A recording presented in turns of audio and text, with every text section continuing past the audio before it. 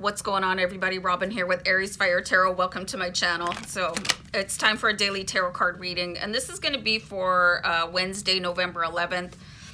So I don't know if Remembrance Day is, or I think it's called Veterans Day in the States. I'm not 100% sure.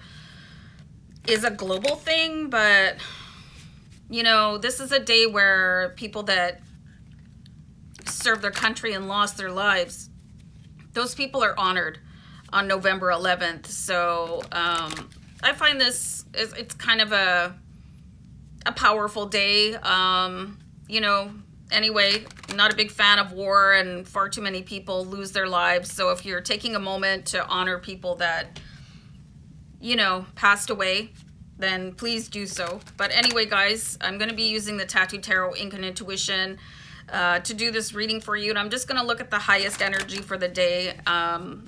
Honestly, I just want to say one more thing. I don't know anybody that hasn't been touched by war.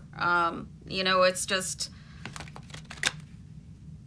appalling. My grandfather spent 4 years in World War II. My great-grandfather was in the War of Passchendaele. You know, so, and he lived.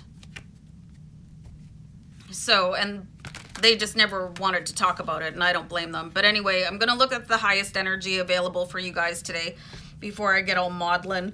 So we have the Knave of Wands here. So the Knave of Wands, he definitely has a message coming in for you, and I'm really getting a strong, of course, fire sign vibe for you. You could be getting some really good news today. You know, that news that you were expecting, that is, it's kind of make or break, and maybe there's this nervous energy about you, like what is happening with that? Sorry. Really bad heartburn. But anyway, really look closely at this Knave card. You know, he's looking very intently forward, and it's kind of like he's trying to create that action for himself. You know, really wants to move forward, get unstuck from wherever you are in the mire of your life. It's not always easy, and some days are more difficult than others, especially if you've been waiting a long time for some good news. But it is coming in here. You can see the little envelope here, which is either email or snail mail. So very interesting start to this reading.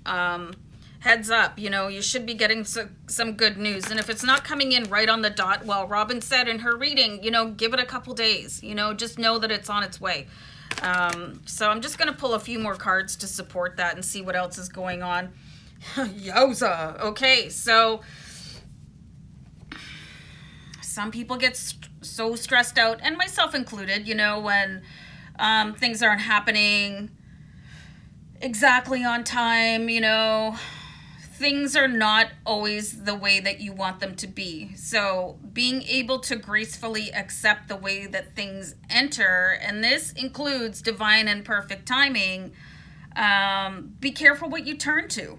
You know, with the Devil card here, like people can really get snippy or short with their temper.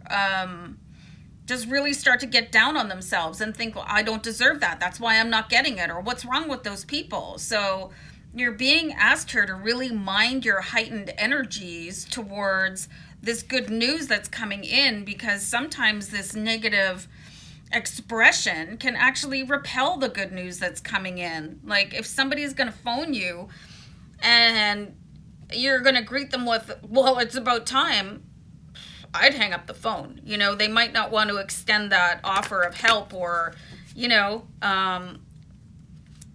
if you're really anxious about things, like do your best to like take a great big breath before you respond to somebody, especially if it's going to be a live voice call or a Zoom call or something like that. Like pull yourself together. Do you know what I mean? Because you would not want to be addressed by somebody's highest anxiety, because it's wildly uncomfortable for the receiver. So be mindful of that. Like basically your message here is like, don't shoot the messenger today or tomorrow. You know, really just breathe. Remember your breath, you know, just this is how you really keep yourself grounded. It's going to be of extreme importance to hold yourself together almost in a way that other people will find acceptable, so they don't mind approaching you. You know, why would people approach you if you're a disaster, if you're going to rip their head off?